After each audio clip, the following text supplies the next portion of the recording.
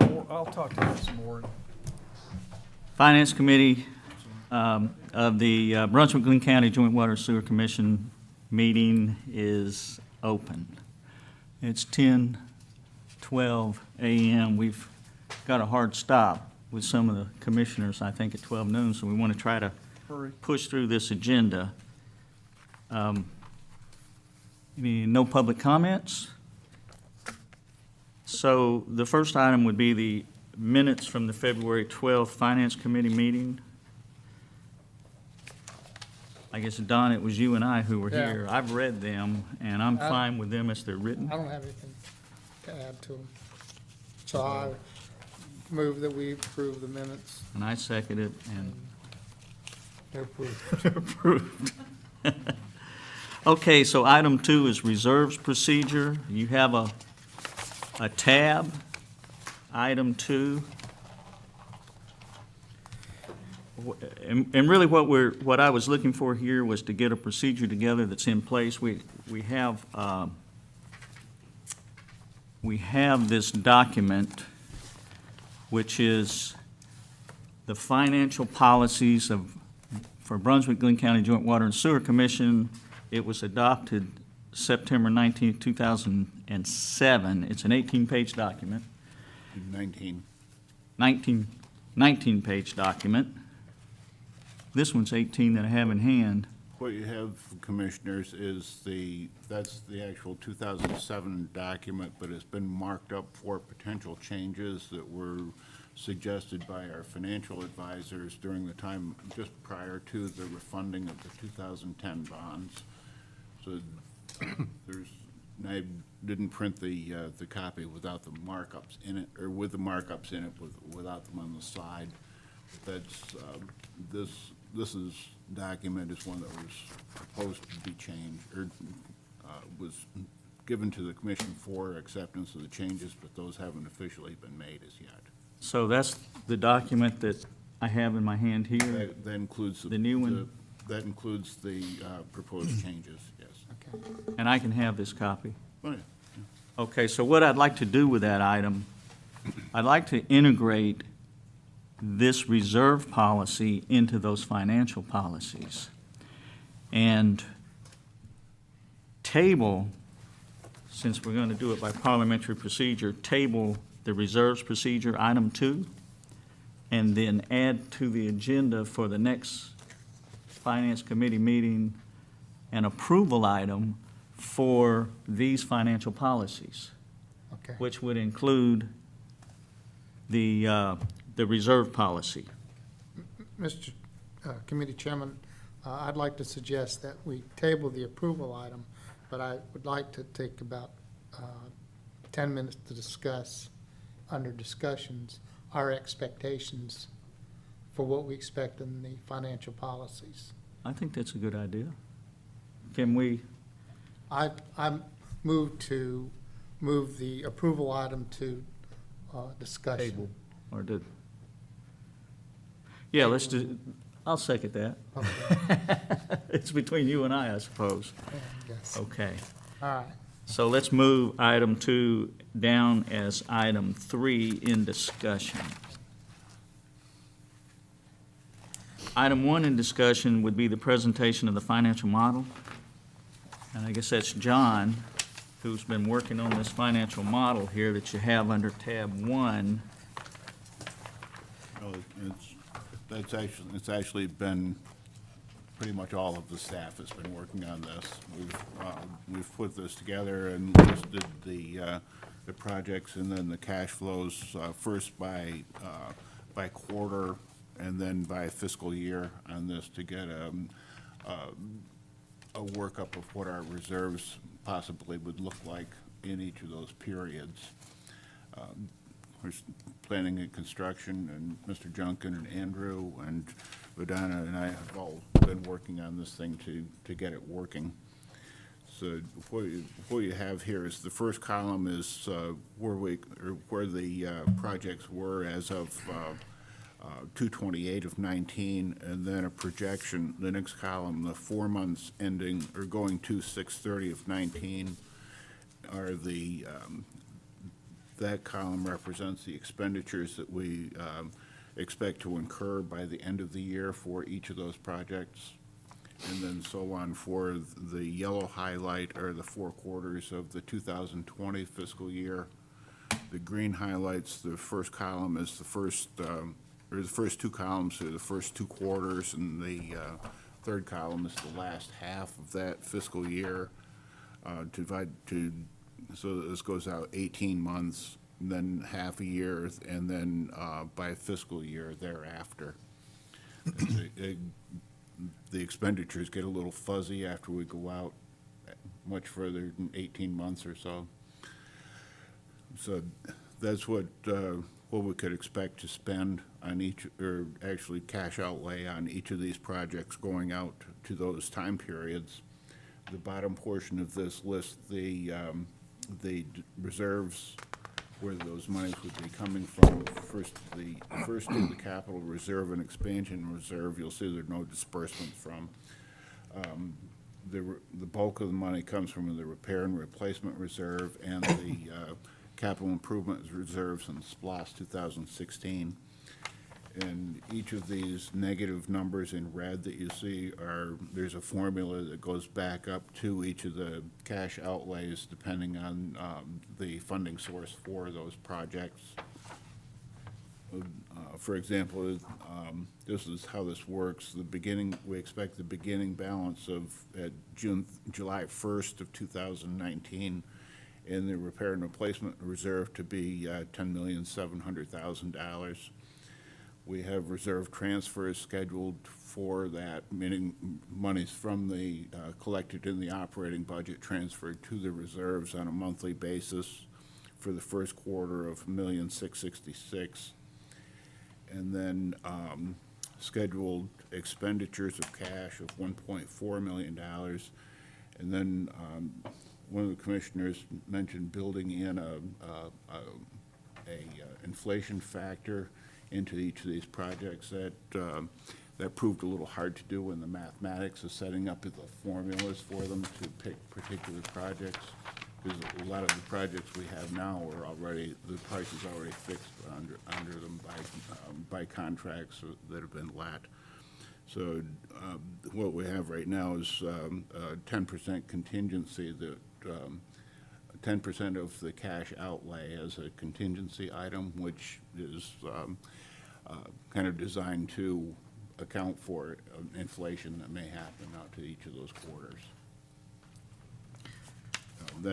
That's one of the things in this that we need to find a way to fine tune a little bit, but we do have we've tried to build in some type of price escalator to account for the inflation. And then the last line in that, of course, is the ending balance by quarter, and extending out to the end of fiscal year 2025, when we'd have about $7.35 million if all of this fell into place as is. So that by the end of this fiscal year, we'll take the reserves from about $10.7 million now down to about $4.5 million by the end of the year, of the end of the next fiscal year. So it's a little, because you have 2 pages, or you have 3 pages here, I guess there are 3 pages to this. There are 2 pages. So the 2 pages actually go up on top of one another. So what he's attempting to show for us is the impact of the projects to the reserves. You know, I don't think the GFA loan payment's gonna start in January. But that's just a placeholder right now to keep it on target. First of all, we need to be approved for the loan. Right. And then we have to go through the bidding processes and all of that for the expenditures. And some of that, we didn't actually bring that out because we don't know when all of that's going to happen. Yeah. We look primarily at the construction reserves that we have, being the R&R, SPLOST, and the capital improvement fees. Because generally GFA won't be, I mean, and of course, we can fund it and save That's right. construction interest. That was the intent, to go ahead and pre-fund the payments against the interest we'd accrue until we get construction done. And then when the payments start, we'll already have the, Okay. I can't find where the $15 million that's added to, The 15's not in the R and R, that money's not going into the R and R reserve right now. But we did budget starting in the second quarter of 2020. so you're saying it's not going in the reserve, and I understand that, The- but it's gonna be for repair and replacement. Yes, but- Where are you gonna display it? Well, right now, the monies, the project that would pay for is not listed as being an expenditure, is it? So it's not even listed, So that it's- project's not even on the list over They- there. It's They not need to listed show as up. being an expenditure, and it's not listed as being a source, because that's tentative right now, until the approval of the loan. gotcha. So, So neither side of that is showing up right now. Once that project is named and the loan is obtained, then we'll add that back into this schedule. But we'll be paying engineering pretty soon. We've got a separate funding source for that. Again, this, What's that? The SPOS 2005, SPOS 5. Oh, okay, okay. and Commissioners, please, this is not meant to be a final document. Yeah. this is just a starting This is- document. This is a working model. It's a living document. So this will change every time a project is named, every time, and if we can or cannot meet our reserve transfer requirements because of budgetary constraints, that could affect this as well, along with capital improvement fee collections each quarter. So this is very much a document that's going to require constant updating. At least once a year to know what's going on. It'll be- More often next than year. that. Well, it'll be Quarterly. quarterly, I Or think, at least once a quarter. yeah. I think minimally quarterly. Yeah, quarterly. You see, we did build in a repayment of the GFA loan so that you could see what the effect on the R&R reserve would be at the bottom of the first page. And there are actually some numbers, placeholders in We there. dropped some numbers in there. 232,000 per year. The And if- intent right now is to get the model put together, to get all of the information in the same spot. What I would like this to do, and I think this is a great start, and I appreciate you putting this together for us. And I think what I'd like to see us do, I would like to be able to look at this and not only see the impact to the reserves, but also I'd like to be able to see how does the rate structure get affected by all of this. So if we had included in here another piece, which would be basically a reduced income statement that assumes a revenue structure based on number of customers, number of gallons, and our existing rate structure, then we'll have a revenue piece there, and then all the other income streams, and then we'll have an operating cost and a debt service, and then a net position. And we'll be able to, from that, see how does this drawdown on the reserves impact the bottom line? And so what you have here, what you've done is good. You're showing, based on some assumptions, what the reserve balances look like. And some of those assumptions are the refunding of the reserves. For example, we're refunding the R&R reserve with $5 million every year. Well, that $5 million has to come out of the That's out of generated by, the income. And the same with the other reserves. So as the projects build up, it's true that as we do expend money, as long as we're putting the money back into the reserves, their balances will end up at the levels you have here. But what, the piece we don't know is how that impacts the rate structure or the net position, assuming the same rate structure and some sort of a growth of customers. So we have a growth of income and we have a growth of expenses, then how does that affect the bottom line? And we just don't want to see any red numbers up there.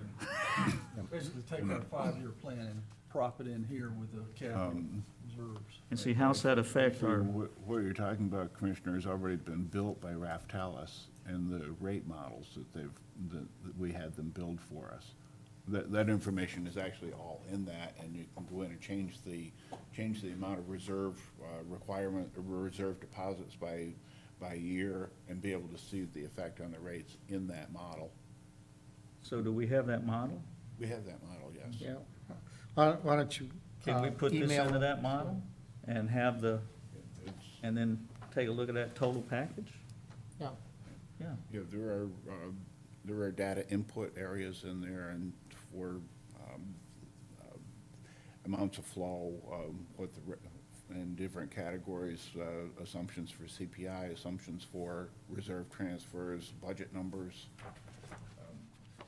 It's, right now, the copy of the model I have right now is using last year's budget numbers. Is it a 5-year forecast, that It's model? built into the model, Built into the model? built into the model, yes. Well, that's what we're at, that's what I'm after, is the You can go total in and- picture Yeah. to see the impact to the bottom line and the impact to the reserves and what we have to do to keep healthy funding to the reserves. And that we actually get a list of all of the projects that we can imagine we're going to be I doing in don't the think 5-year all the plan. projects are in there currently, are they?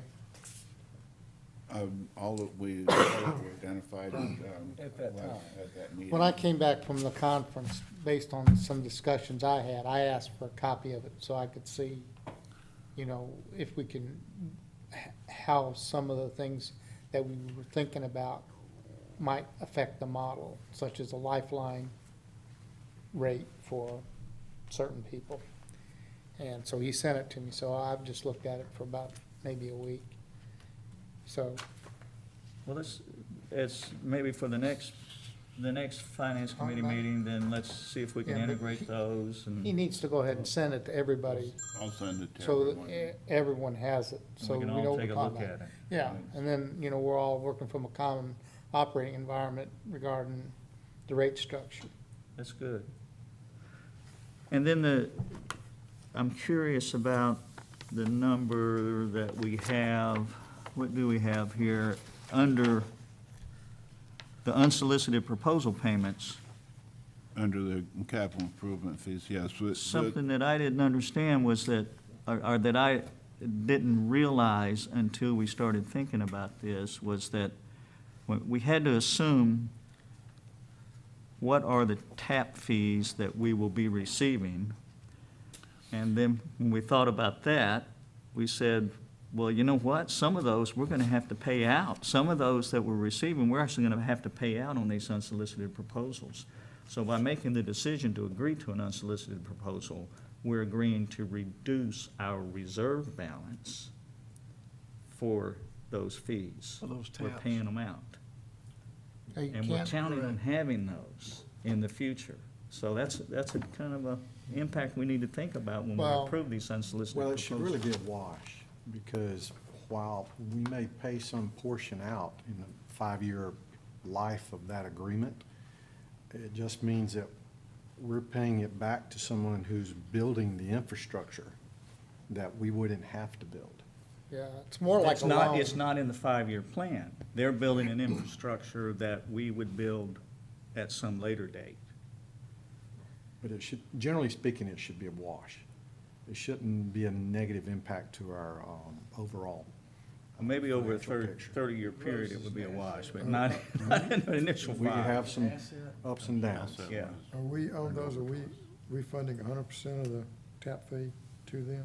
No, sir. No, 70/30 is generally the fix. 70% generally. Okay, so 30% of it we would still keep.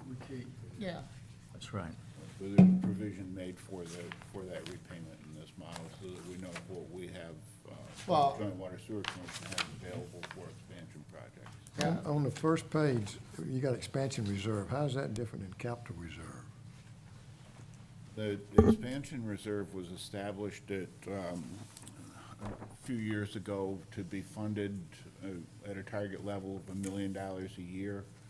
It was funded in the first year, and then in the next year, the capital needs that were that the superintendents brought forward during the budgeting process was to the extent that it couldn't be included in the operating budget, so some of the expansion reserve was used for equipment replacement. And since that time, the budget hasn't afforded us the ability to fund that reserve anymore. It was originally established to pay for some limited expansion projects out of operations. Okay. Right now, that money is just still, Where, $500,000 is still sitting there. where are you capturing tap fee money? That's at the top of the second page. I think maybe you assumed that 300 taps, or you assumed a constant number every year of Well, additional right, we're, taps. based on last year, or based on current year, we've sold about 500 taps total for the year, and total revenue from those divided by the 500 taps is about $3,500 on average. Of course, some are sewer-only taps, some are sewer and water taps, some are water taps, so we had to come up with some average. Right now, 500 a year at $3,500, and you'll see that as the, actually it's listed as transfer to reserves. That should actually be capital fees collected. Okay, where is the operating capital reserve for if we don't have any money? I that we didn't keep? include that on this, Commissioner, because that's not designated as paying. This was built just to pay for the projects, not to cover other cash needs. Okay, So this would just include the board designated monies, the capital improvement fees and SPOS monies. And the Reptilis model has everything in it, in terms of all the reserves? Yeah. Yeah, we really need to see that. Well, the sewer expansion study, that ought to come out of the expansion reserve, shouldn't it?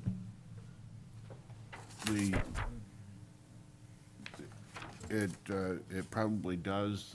I don't have the luxury of having the formulas here. Each one of those projects there's a formula that draws the cost down to the respective reserve based on which reserve funds that project.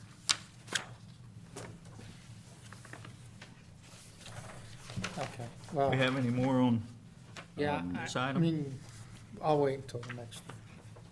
I'll wait till we get to Again, talking about expectations. Yeah.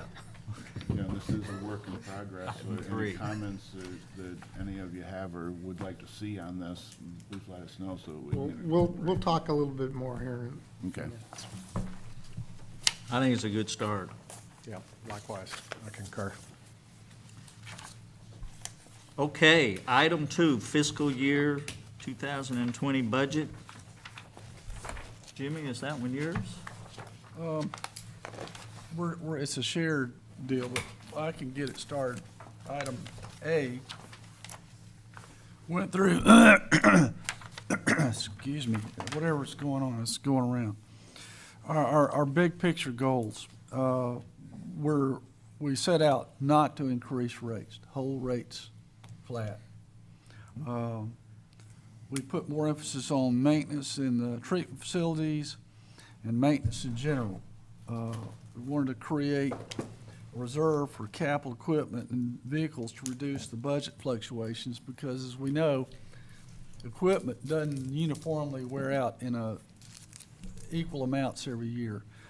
In order to levelize that or to stabilize that so we didn't have fluctuating operational budgets, we propose here to take the capital reserve of 2.5 million and convert that to an equipment reserve, which will allow us to fund it. And we've done a survey of all the vehicles. We know what we've got out there and all the equipment and the approximate life on them and that kind of thing. So looking at the next 15 years, starting with a 2.5 million balance, it gives us a $500,000 roughly replenishment rate to pay for everything over the course of that 15-year period.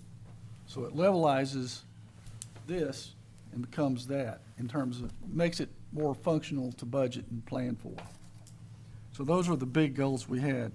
Revenues impacts, rates remain constant, so there's no increase in rates here. Price elasticity did not become a reality.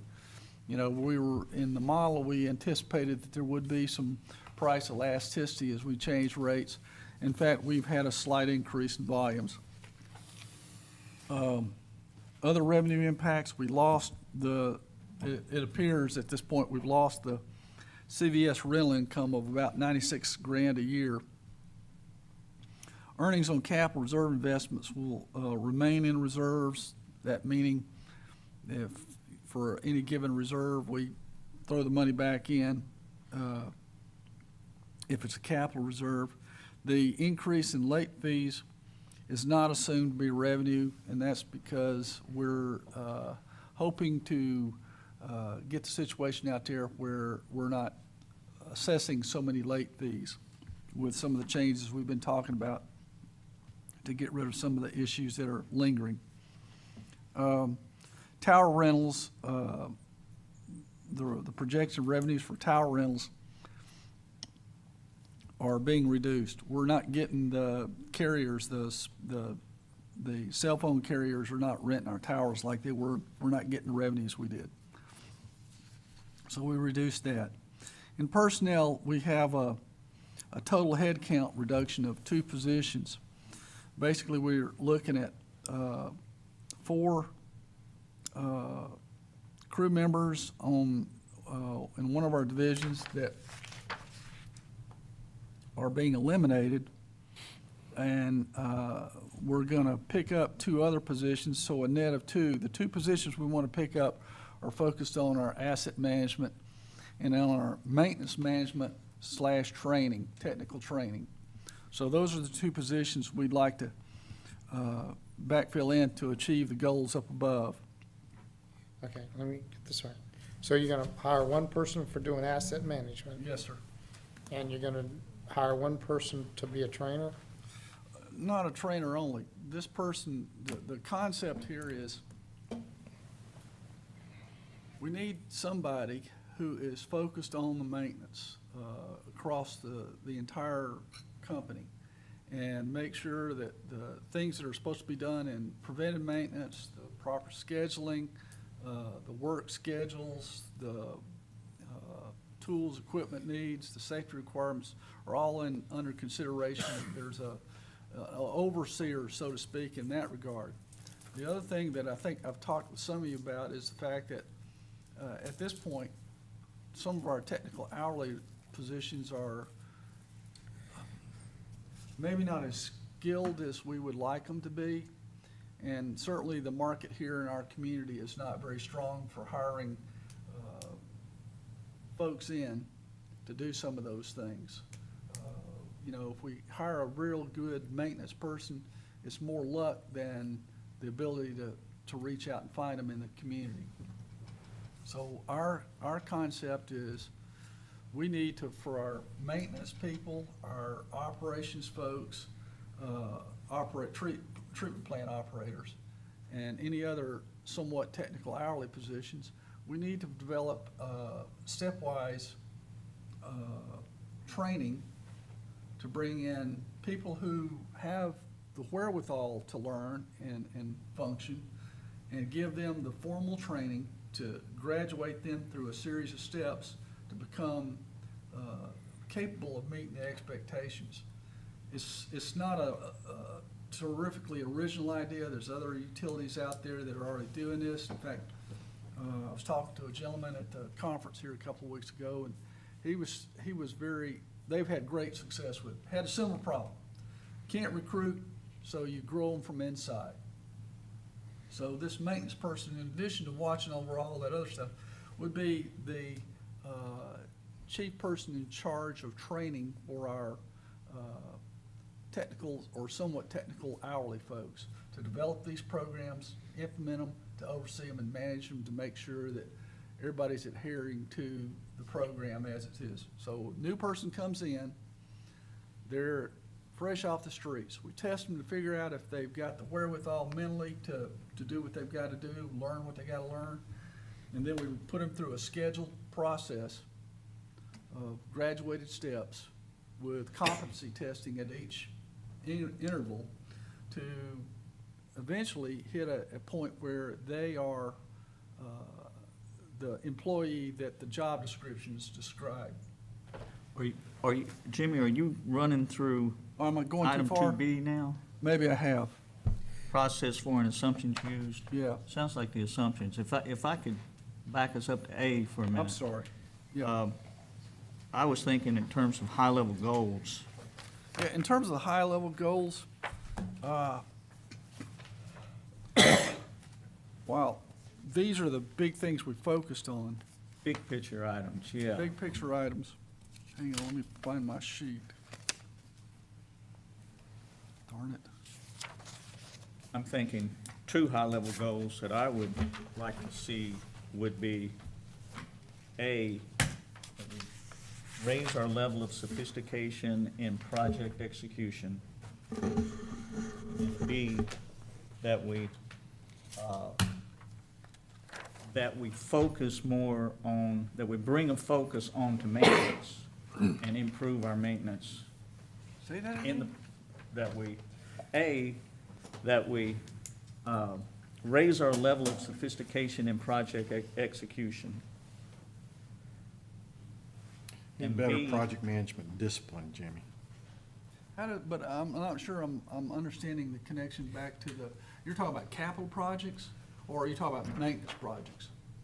All projects, All projects. yeah, that we become, that during this next 12-month period, we start planning the projects, bringing them in on time, on budget, that we understand what inspection in the field looks like, and that we are in control of what the contractor is doing out there, and in control of what we are asking the contractor to do and agreeing to let them do, so that change orders are, we know they're coming, we know why, we know who they belong to.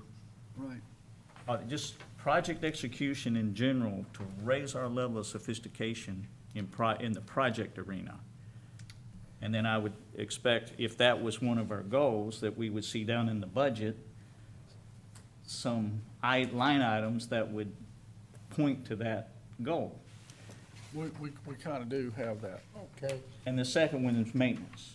okay. Let me get an understanding here. Which is the second one in our list. Okay, let me get an understanding here. What is the superintendent for?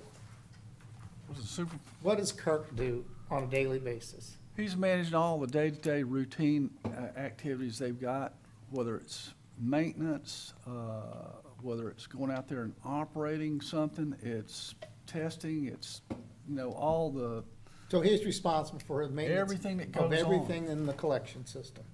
Yeah, Okay. in conveyance system. Are you talking about adding in a maintenance person to help him do that maintenance?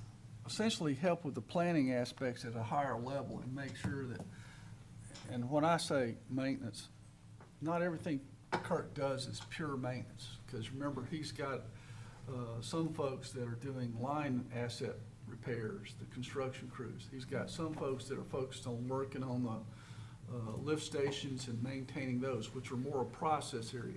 Then he's got other folks that are out there doing, assessment work, the CCTV and the inspections, those kind of things, determine where we've got problems and document it. To that end, So what I see the maintenance person doing is basically overseeing maintenance, and maybe some of those resources that Kurt has his hands on, particularly the process areas. Pulling those resources back and pulling those maintenance resources back from Mark and possibly back from Donnie. Now, Derek has linear assets only. But from the process standpoint, the more complicated issues that are out there that need a great deal more attention, have a person that's over those maintenance requirements, making sure that those things are happening when they should. And where we don't have all the things we need, work with the asset management person to make sure that, for example, we've got all the work, the proactive and preventive maintenance items for every significant critical asset loaded into the system, that those things are getting done, and that we're moving towards planned maintenance and away from strictly reactive maintenance, which is about where we are today. So before we get into the details of how we're gonna accomplish the goals, Right. let's all agree on what the goals are, Okay. the high-level goals. And so those would be the two items I'd bring to the table, would be enhanced project execution and enhancement to our maintenance program in general. And that's, And do you have another one? no, well, the maintenance thing, we were already focused on, from a perspective of what we're doing here. Most of the goals, high-level goals that I had penciled in, all relate back to the maintenance and the asset management resources that we wanted to pick up. Would you guys agree that those are good goals for, Absolutely. are Well, there any I- others you'd like to see? I have a problem with it because I think that's a superintendent's job. Well, it may be. And if it is, then by focusing on maintenance improvement, then Jimmy will be looking Yeah, but towards the we're gonna- superintendent we're to gonna improve it. Hire another person that I don't really, I'm having a real hard time grasping. I think what you're gonna do is create a chasm where you're gonna have two people pointing at each other saying, well, he's responsible for that. No, you're responsible for that. No. And I think you're gonna have some issues. No. I totally agree on the asset management, but I really have a problem with putting somebody on top of the supervisors who, that's their job. We haven't said that yet. All we've said at this point is we want to improve Improve maintenance and I we want to don't improve disagree with that projects. at all, Yeah. because that's not being done. That's Well, very so that's- obvious. well, I'm just trying to get Remember, that on but the it's only table. not being done in one area. No, No, it's not Maybe being done in other areas too. yeah. It's What? all over. It's all over. there's things. Kurt's that are not doing getting done stuff in every area. also? I mean, it may not be as obvious and as big an issue in Even one the area, water system, but there's and the water treatment facilities. all processes, all process areas have preventive maintenance they're not doing. Are there any other areas that we want to, Not as. in Focus varying on this levels, year? yeah. that you guys are aware of, other than those two, maintenance and projects? Well, Well, the They- asset maintenance approach is going to drive a lot of the how, yeah, but the asset maintenance is really the what. And if we agreed on the what needs to be done, and then Jimmy's challenge is going to be how to get it done through whatever, however he designs his organization with staffing. well, they have to do the routine, day-to-day operational maintenance. Yep. And in my opinion, that's what the supervisor's for. And we need to have our asset management to where we know what the preventive maintenance items are, and those are scheduled to be performed.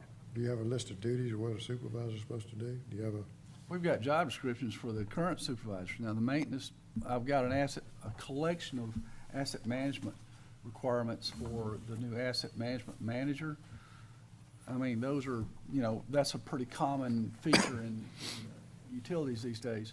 The maintenance manager trainer, the overseer, that's becoming more common because as people implement and get further down the road with their asset management, where they've got everything in the system, have all their PMs and all their other work orders that they need, and have it in a format that they can manage the data to manage their people, they're starting to get into the point where call it a maintenance manager, call it a scheduler, whatever you want to call it, but somebody that's knowledgeable, that understands what's going on, can look at what's out there that they need to do in a planned fashion, what's coming up in a reactive fashion, to be able to put those things together. And I'm adding one more thing to it by trying to put this training issue together, because I think I've discussed with probably all of you at one time or another, the folks that we have have literally brought themselves up by their bootstraps. To one extent or another, some of them are a little bit competent, some of them are not so competent. They get a lot of things done, but it's, not always in the most desirable way. And that's we that's get by. another detail. Yeah. That's down in the I details. know, I'm just. So at the high I'm just level, there's responding another. To the need for that. I don't have a problem with the trainer, and I don't have a problem with adding another person to the asset management portion to, oversee that all the PMs are being done by the superintendents as a scheduler or something like that. But I have a real problem in somebody feeling that they are no longer responsible for the day-to-day preventive maintenance that needs to be done on the systems. So I'll would make like- one more argument. I'd like to add another goal, Okay. and that's improved customer service.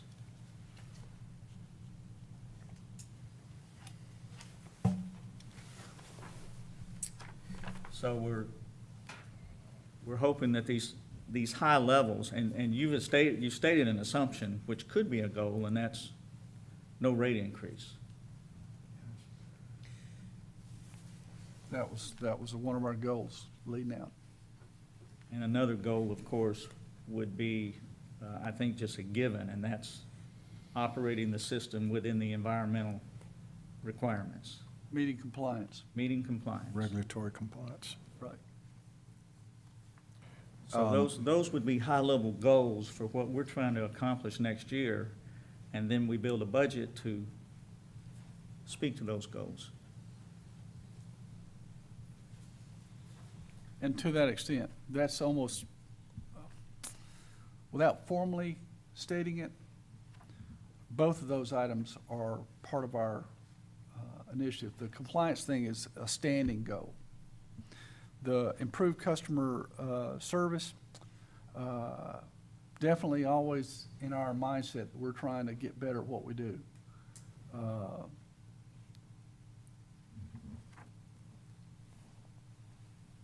It is one of those things, I guess I'm gonna need to understand more about the areas that you guys see are specifically short in terms of what we're doing for our customers, so that I'll understand where we need to apply improvement.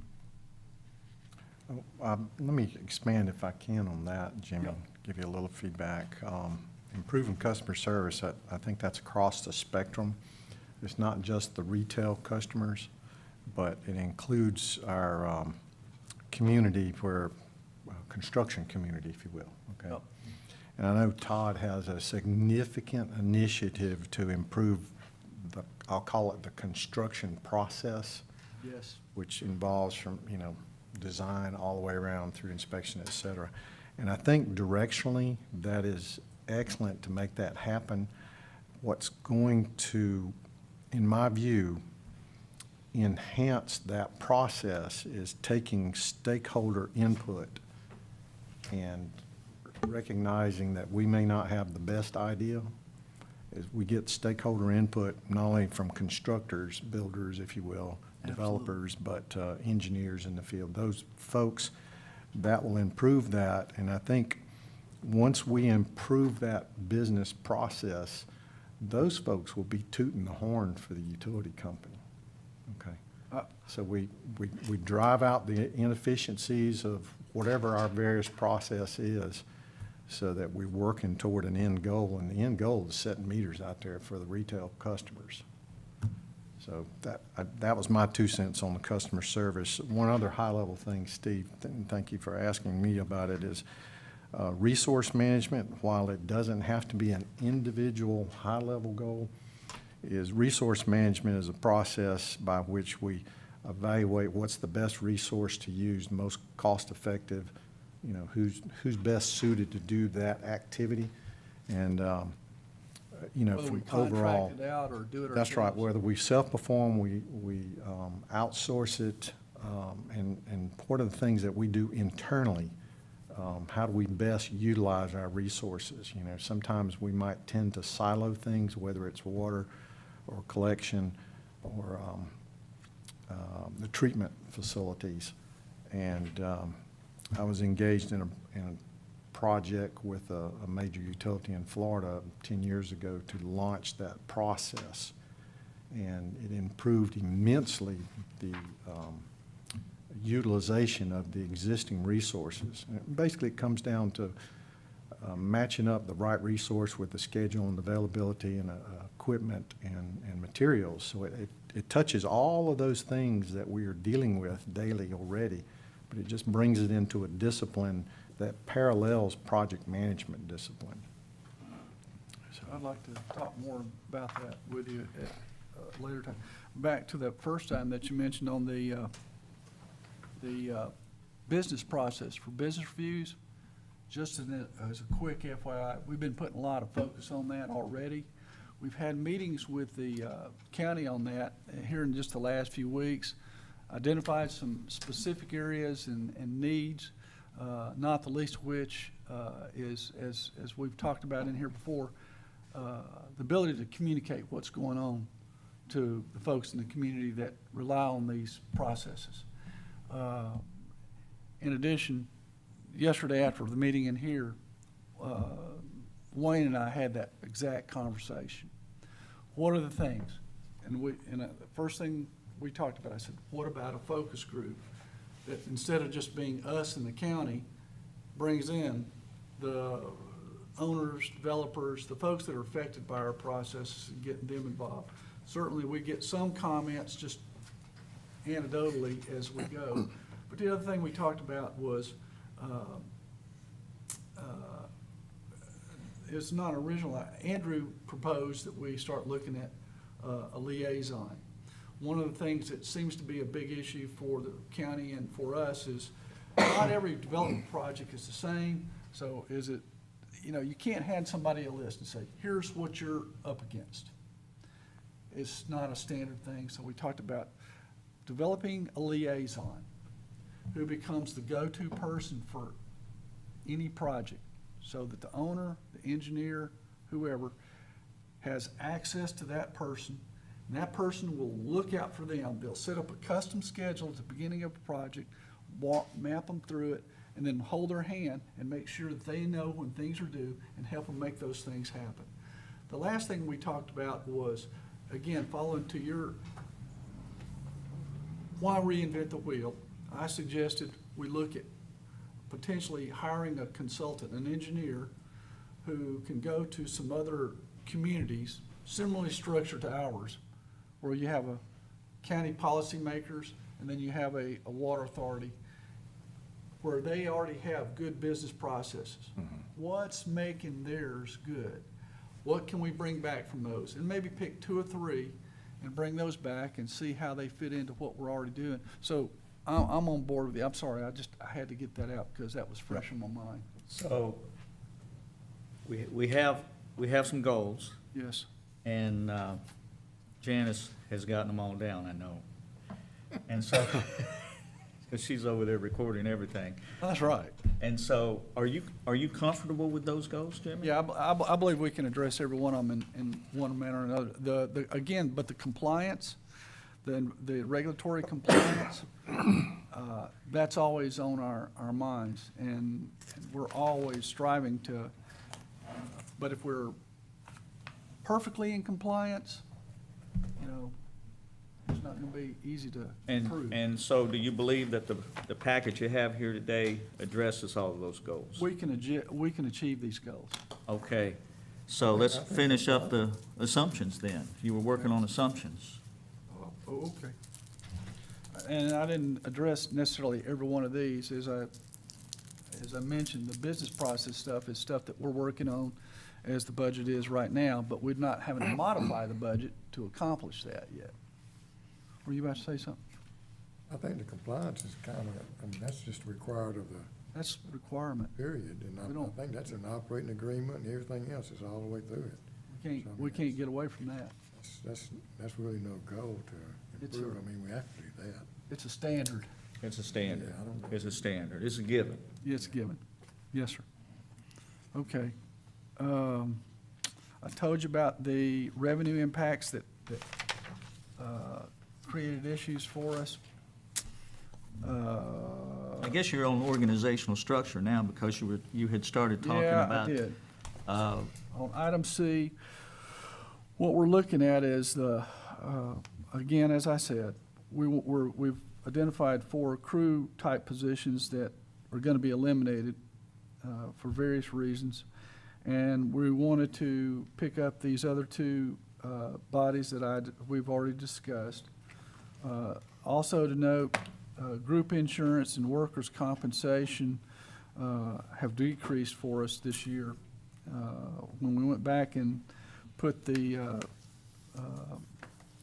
insurance, the updated insurance offerings out, a number of folks opted for lesser coverage or opted to do something else other than utilize our insurance.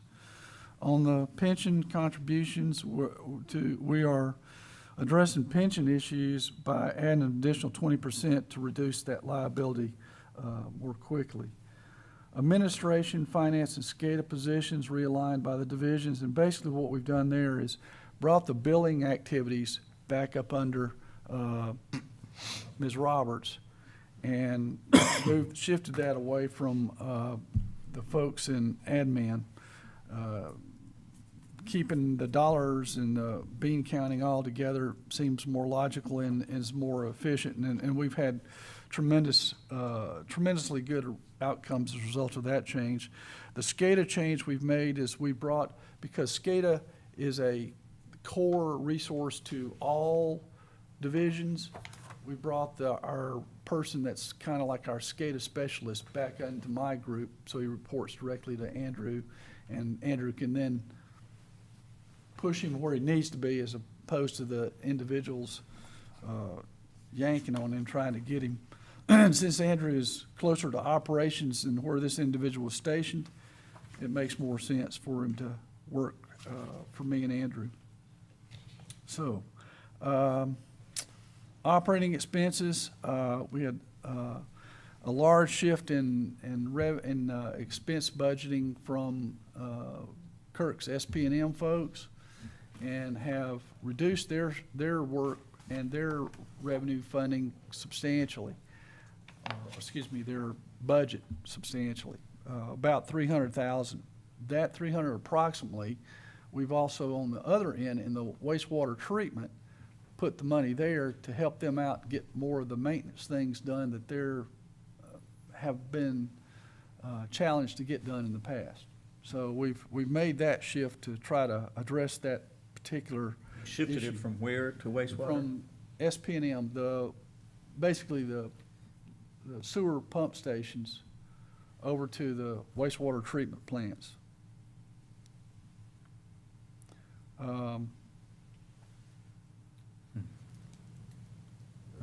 Debt payment, we did the refinancing of the bond issue.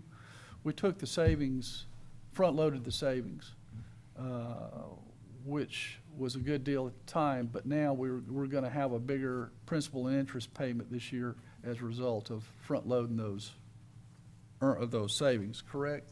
Yes, Uh, sir. Transfers to the reserve, we're putting an additional $499,000 in R&R and $200,000 in the capital. On the debt payment, we talked about the debt payment increase to $490,000 as a result of the funding. Operating expenses decreased by, the total of all of our operating expenses decreased by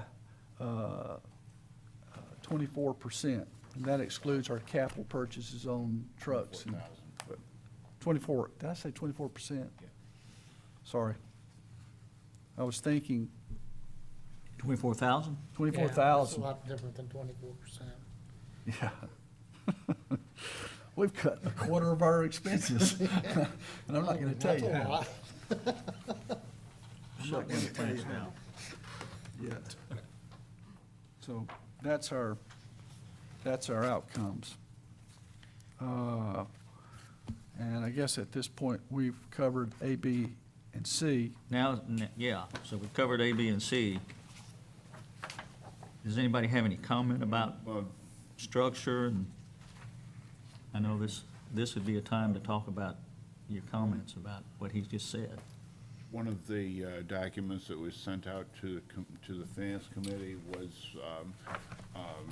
and Mr. Junkin mentioned, using or redesignating that capital reserve of about $2 million, $2.5 million is to a equipment vehicle replacement reserve to I'm take sorry, those fluctuations when we need to replace a VACCON. That's a big swing in a budget in 1 year to purchase those things or to lease them.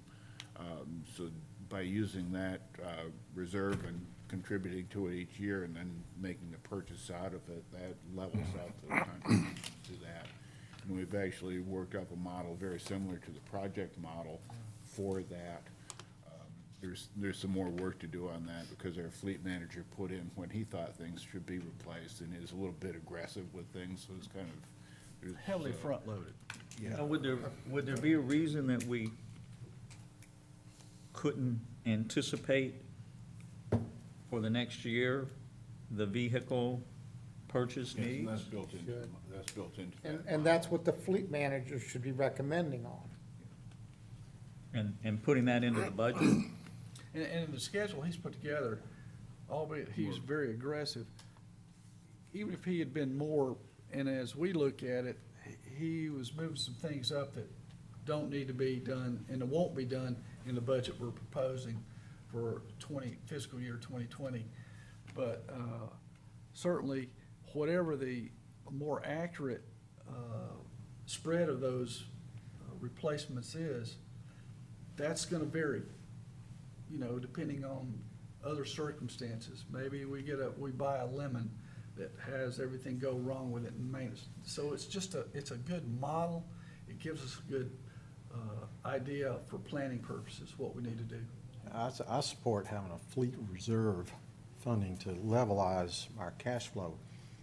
A bigger concern for me would be is to be sure we have an equipment and vehicle standard for what we purchase, how long we maintain them, what are the milestones for major maintenance, Hours and replacement, mileage. those types of things, and that ought to line up really, really well with the industry. I don't think that, you know, our service area would be particularly unique for any given reason, and that ought to be the major driver for decisions regarding our fleet, particularly for replacement. And that's kind of what he built into the model. I will say this, though. I know what the model was in the utility I used to work in. And those criteria you're talking about for a lot of the equipment, we're a little bit on the high side of that in a lot of the stuff. So we're making some things go a little bit beyond what I was used to calling the industry standard for those criteria. Seems to be, we're hanging on, and maybe we don't need to be quite so, Well, we need to have good rolling stock that's going to be We do. dependable, and it's going to meet the needs of our system needs and our customer needs. I agree. I'm just very conservative when it comes to making decisions to purchase things, because one role I had before coming back to Brunswick was I had 700 pieces of equipment in 6 states, and it was everything from automobiles, pickups, to major logging equipment, included mechanics, all of those kinds of things. So I know how you can squeeze life out of those things over a very long period of time with appropriate time and maintenance. You know, the design on this equipment today, particularly the engine and hydraulic systems, They will last many, many miles and many, many years with the proper maintenance. I agree. So that's the big deal, is pushing that. It's just as important as maintaining our collection and distribution system and our treatment system and the utility. So we've got to have that discipline in place. And that's part of making sure that all the PMs and maintenance generally are getting done. I agree, I understand what you're saying. And I agree. Okay, let me ask a question. John, do you depreciate the rolling stock and all that stuff? Yes, sir. And what is the depreciation? Is it, what's the formula you use? I kind of go by the years that were pretty much established for a corporate business, but extended them in most cases. And large trucks, like 450s and beyond, about 10 years.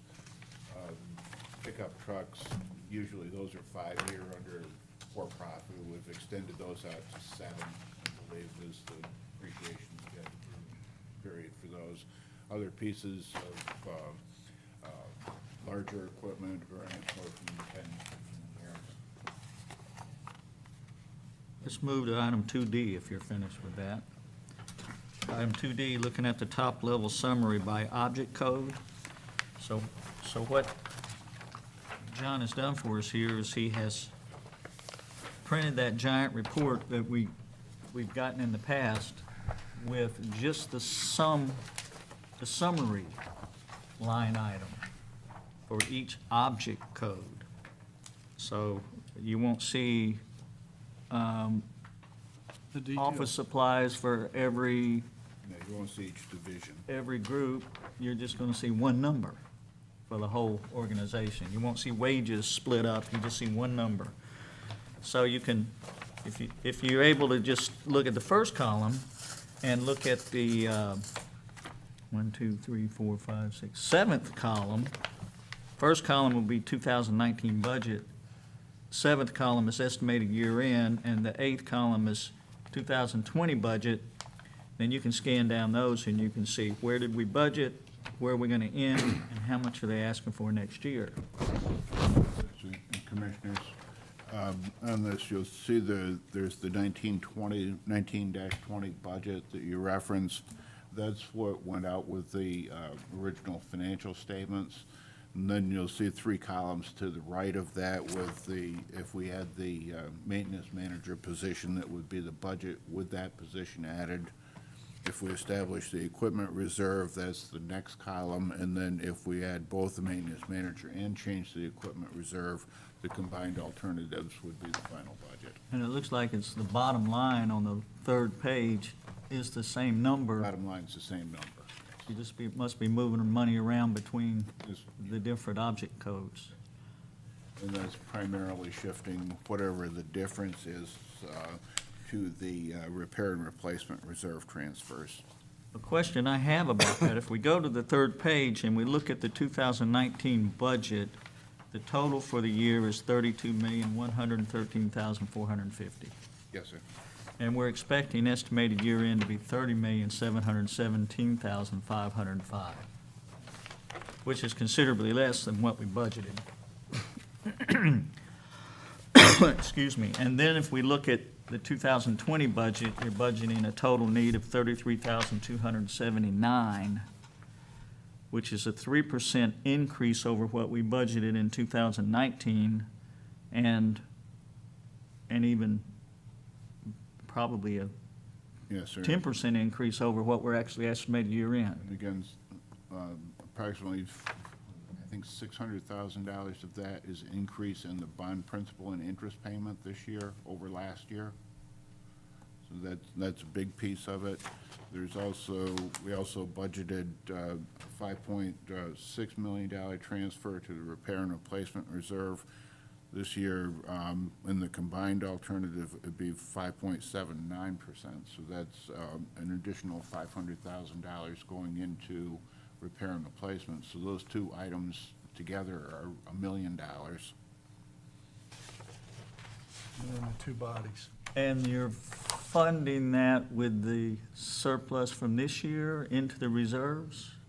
that the reason we don't require a rate increase? It's being funded by the revenues, the projection of having the same revenues from customers next year as we did this year. There are no increases in the customer rates or the billing rates, so that's projected for next year, projected as the same for this year. How many customers did we add last year? Oh, we expected to add this year. What is it, 500 tap fees Well, a there's year? 500 new taps, but not all of those were, some of those were multiple taps at the same location.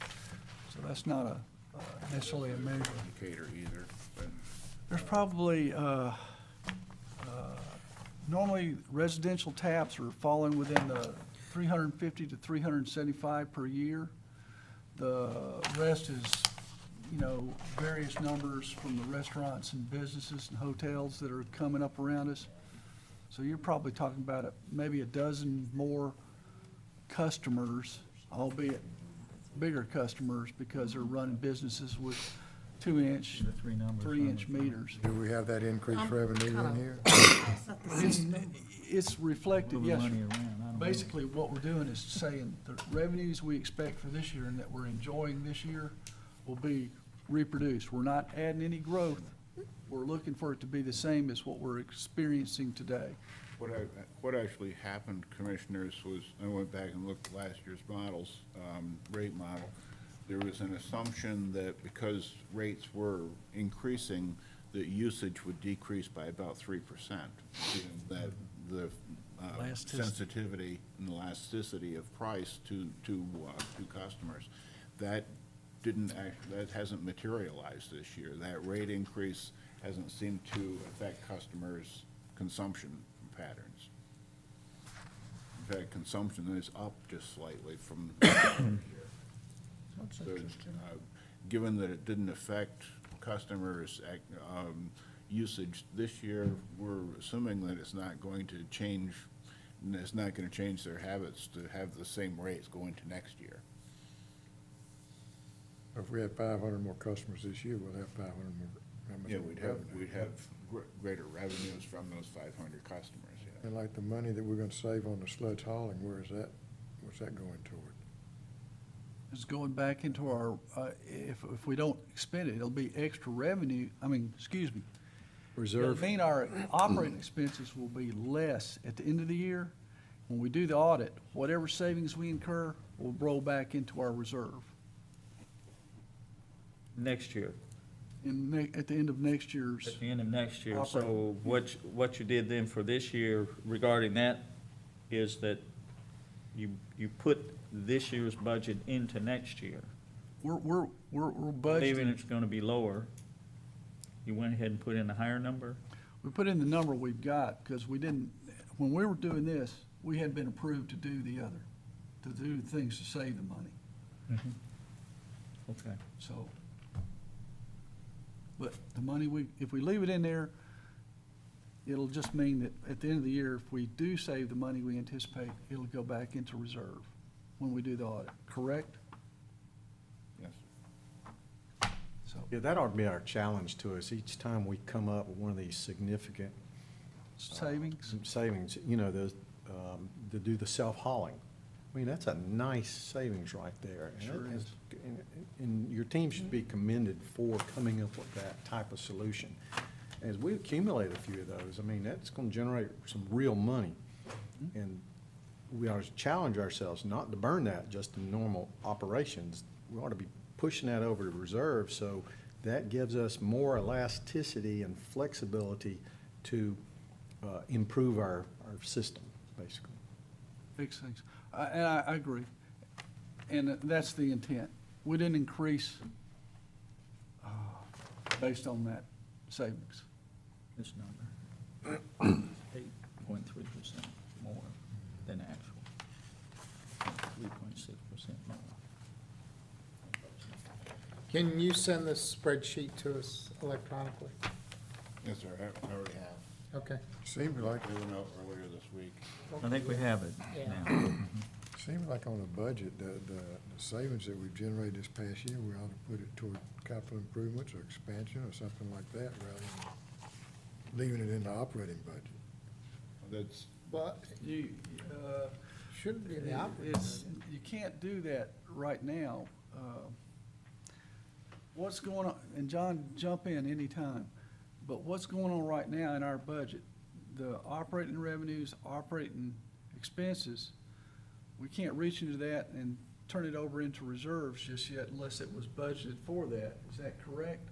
But for the, I mean, going forward this next year, though. well, there's no prohibition against that, but again, we don't know what the actual expenditures are going to wind up being at the end of the Yeah. year, so that would typically be, and this is part of the policy that Commissioner Copeland was talking about with the reserves, is to, at year end, once we determine where we ended up the year, determine how much of that excess, if there is an excess, and depending on the actual cash balances, because revenues aren't always gonna meet cash balances available to transfer. Those are two different items. But based on the cash balances that are in the accounts versus what's some working capital number that's necessary just to continue business, the commission has the discretion to designate transfers to any of the reserves that are established by the commission. So it could be transferred to the operating reserve or capital reserve or one of the others.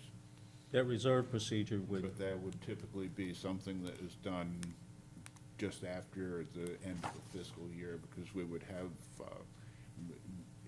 without regard to what the audit numbers say, we know what the actual cash balance that we have available to transfer would be.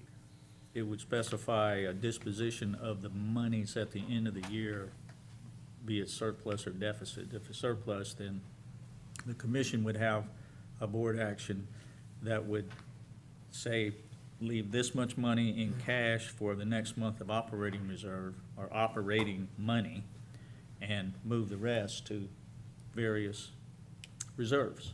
Yeah, but aren't I hearing me right that, like, last year we had a $33 million budget, roughly? Yes. But the expenses were only, the total cost was about 32. 32 million. So there's $1 million there. That we, You're talking about this fiscal year? yeah, this fiscal year, we're gonna have over $1 million or $1.5 million left over. Right now, it's looking like it's gonna be Closer to 3. in excess of that. Okay, it's gonna be closer to 3, well, whatever it is. Where's that 3 million gonna be in our new budget? It won't be in the new budget. It goes That- to a that reserve. money- It That goes to money a will new, be it goes to a new reserve, but we're still estimating our operating expenses to be the same thing we did last year. Yes, sir. That money, Even though they were $3 million less last year. if the superintendents don't execute their budget in full by the end of the year, that money is not carried over for future expenditure. But remember, I'm just concerned that if they have too high a budget, they'll want to spend money on things they might not need to be spending the money on. no, we're watching closely on that, but the other thing I'll say to that end is, we just got through talking about how reactive we are in terms of maintenance and things. I don't think it's time to start whittling the budget until we, see some of these other programs hit the books and get things done before we start. The 33, if we're a year from now, I'm hoping to tell you that we've got folks and things in line to start to take control of some of the unpredictable expenses that we're incurring now and have been for years. Right now is not the time to make that cut. How does that 33 compare with the budgeted revenue? Is it a zero? It's equal. It's equal. We have a zero budget, zero end budget. Revenues match expenditures dollar to dollar. Without transferring from a reserve? Yes, sir. All the revenue streams added together It's come this- up to 33,279. Okay.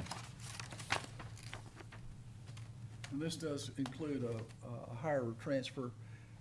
Even with that, we've got a higher transfer to the R&R reserve in this budget, To the correct? R&R reserve and to the capital reserve in So- anticipation of it being redesignated as an equipment reserve. So they're forecasting higher revenue and higher expenses, so that it's a We're net not of forecasting- zero. No, we're not forecasting we're forecasting higher revenue in terms of budget, but we're forecasting revenue equal for the next fiscal year, equal to the revenue for this year. That we're incurring Because this year. the estimated revenue in the prior year's budget was less than we've actually generated.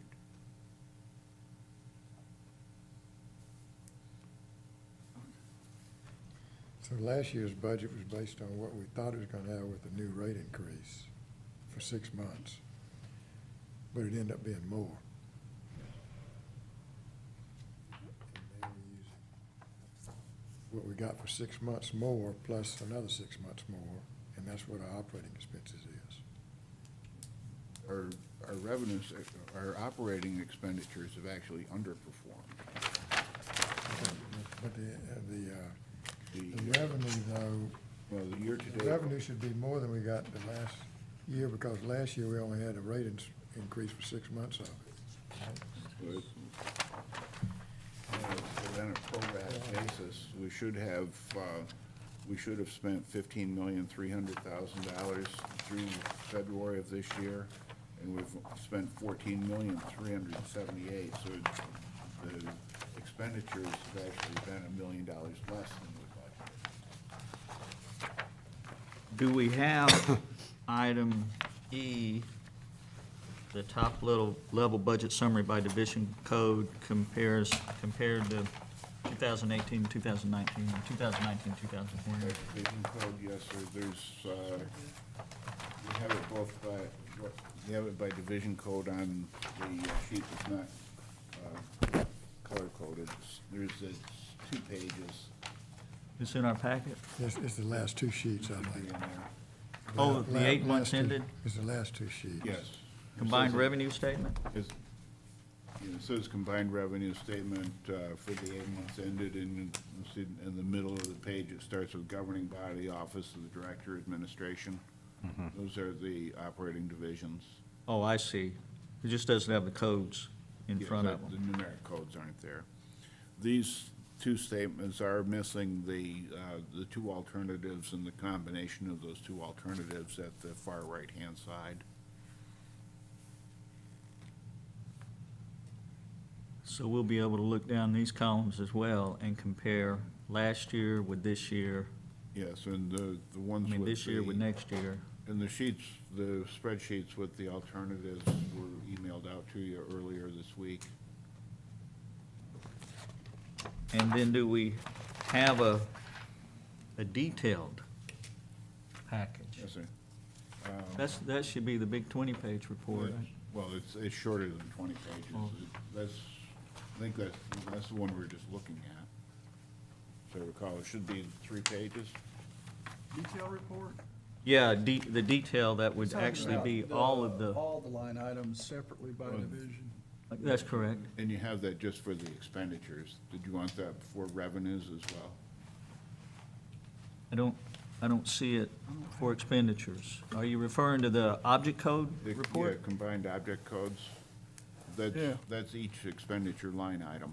So that would, what I'm You're talking referring breaking to out. is, would be the detail instead of the summary lines.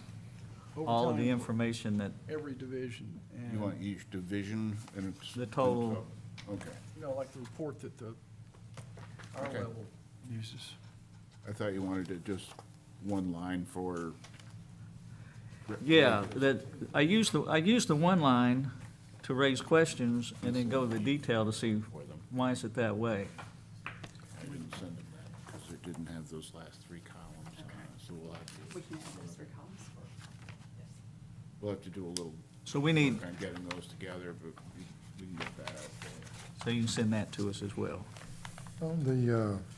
On this last handout though, down on the net revenue, you don't have anything for SPOS revenues or capital improvement fees. No, so we don't, again, this is just the operating budget. Those monies are specifically designated to those reserves, so for accounting purposes, they have to flow through as revenue, but they're not part of the operating budget itself. They don't affect our include rate. those. Pardon me? They don't affect the rate No, structure. they don't affect rates. They're just pass through. Yes.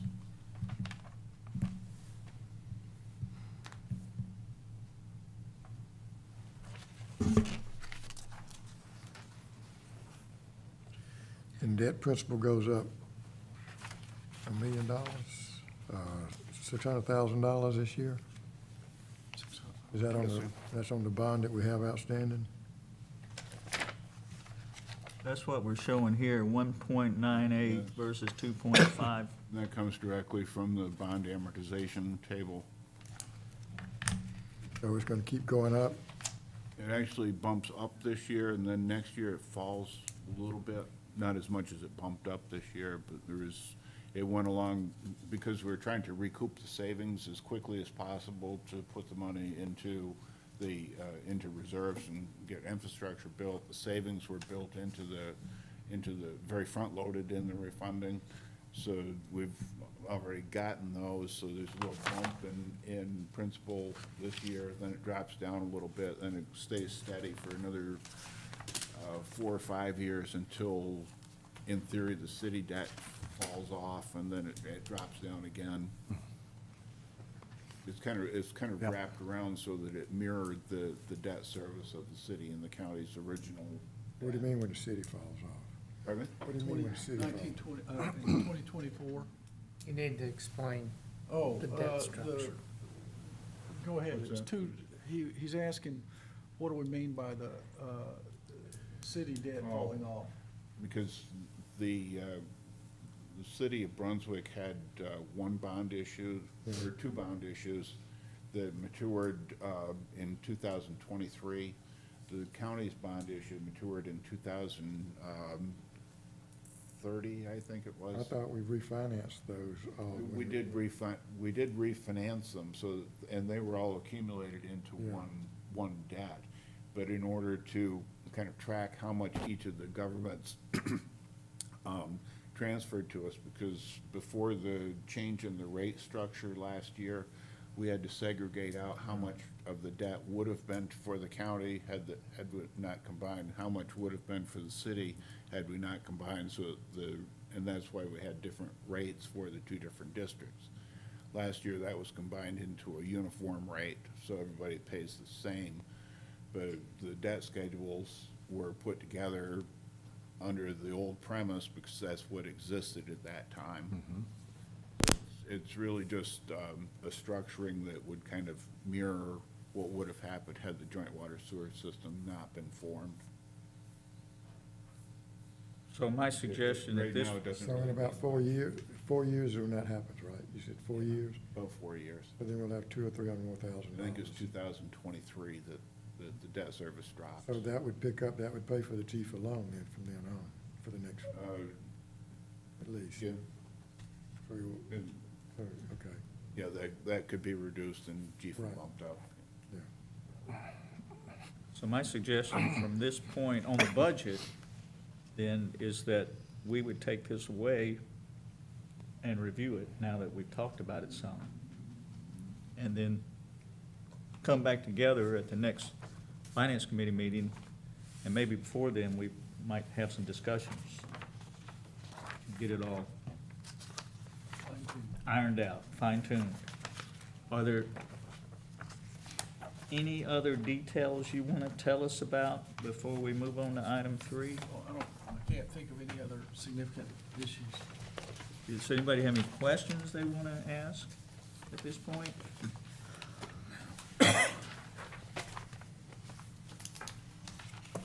Okay, item 3 then is reserves procedure, and that's kind of turned in, I think we've kind of turned that into a financial policies, You know, we've which would already- incorporate we've already kind of reserves talked about the procedure. Reserve procedure, and Well, let's talk about what reserves we need. And R&R is paid for with ratepayer dollars. R&R capital, R&R and Well, I capital don't- right now are the only two that we are contributing to. And they're Well- both paid with rate dollars. Yeah. But we're getting confused over what is capital. Yes, that's, that Okay. total, Funny term here. And what was the other one we have? expansion. You go to Now, Tab what two. is expansion? Those, Why, essentially, they're all the same thing. well, yeah, They were and, named and different things for different expansion was initially, under tab 2, you've got them all listed for you right there, right here. okay. Expansion was originally designed so that we could borrow money and have a way to pay it off, to do things. And so was the Okay. capital reserve. Well, the capital reserve, I know that we had that at one point, but that went away with the defeasance. No, that wasn't part of the defeasance. That was a separate reserve that was, it could go away now because it was Okay. included in the language of the. We need to original take the bond. money that's, this is what I'm thinking. We need to have a rolling stock and other equipment that's not associated with the facilities, the collection lines, the plants and things like that. And we need to have a title that says what that reflects is. that. And I think that that ought to be funded at a level each year based on what you have as depreciation. Or you the rate have at which a we gotta requirement. Put it away to replace them as they come broke. That's kind of what I was talking about before. 500 grand a year, and if we rename this capital reserve to vehicle and equipment reserve, be clear what it's for. And based on that schedule that we put together, looking at all the pieces of, all the vehicles and all the major pieces of equipment that Matt's in charge of, 500 grand gets us by. If we start out with the 2.5 that's there. You'll So spend change it. 500,000 a year on new stuff? On average. Change it from 300 funding to 500? Yes, sir. So you would redefine And that a was new one of the- title, That was one of new the assumptions. definition, and a new funding level. Yes. And your And that's already. budget funds it at that level at It's already 500. reflected in the combined budget. that- Yeah. Okay. At some point, you need to come back to the commission for approval of the naming and the funding and what we're doing for all the reserves. So that's an approval item for commission's next meeting. If we Yeah, get- what- Yeah, I'd like to see the whole, is it possible for the entire financial policies to be approved at the next meeting and for it to This might be include just the reserves? as a part of that, do this? Okay. Or does it need to be separate? I think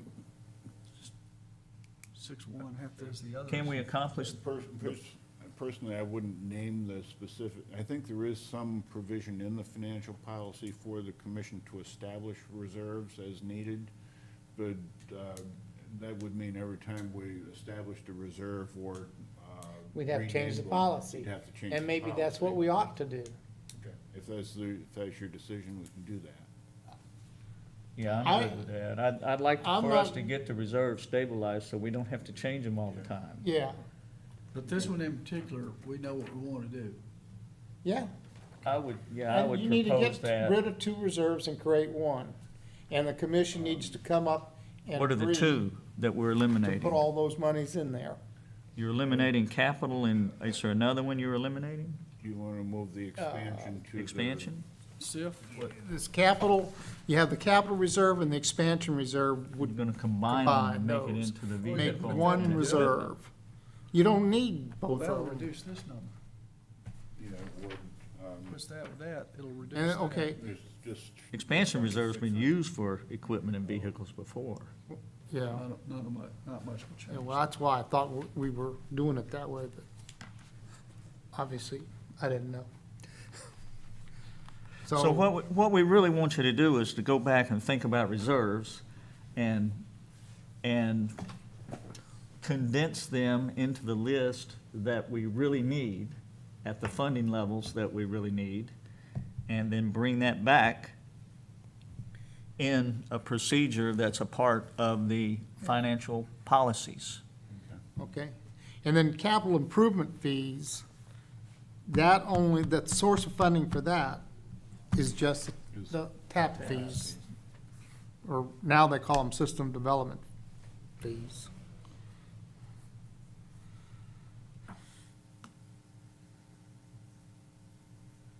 Capital improvement fee reserves will need to include the provision that we can take funds out to pay in the unsolicited proposals. It doesn't Yeah, provide for yes. that in Well, this statement here. Yeah, if you're gonna collect the money into, then you It have says- to pay it. It says funds are utilized to complete expansion projects. Right. But you're gonna collect the full TAP fee, and then you're gonna pay the We're gonna pay out the entrepreneur developer. 70% of that. Mhm.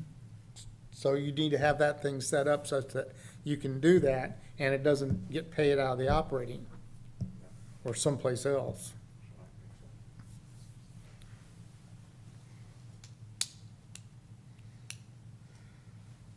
Anything else? Include.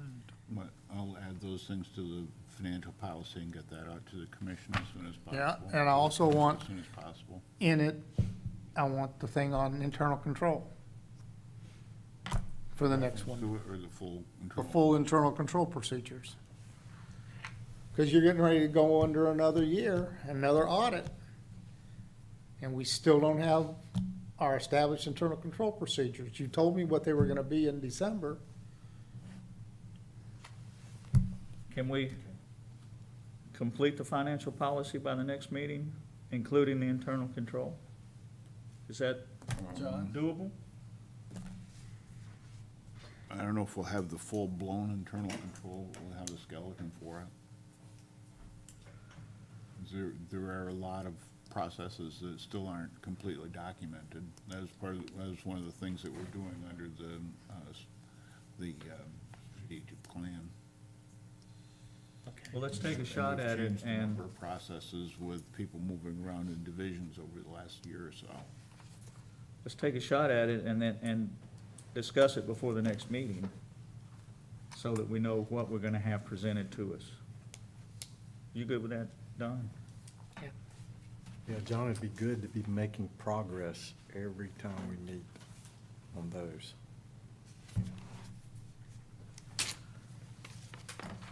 Any further business?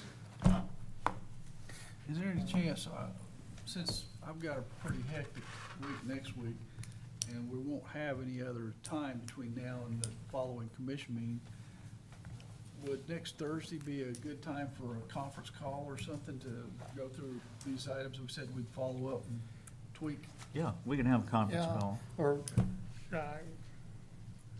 If you wanna set that up, you wanna participate in a conference call? Sure. And, I can check with Tripp, see what. check with Tripp, and we can discuss the progress before the next meeting.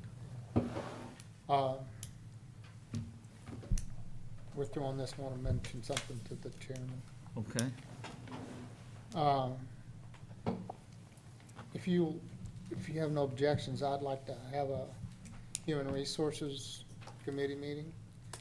And in that, I want to have the Human Resources Committee goes over the senior staff, superintendents, job descriptions, and their performance plan, and see if we concur that that accurately reflects what we expect out of those people.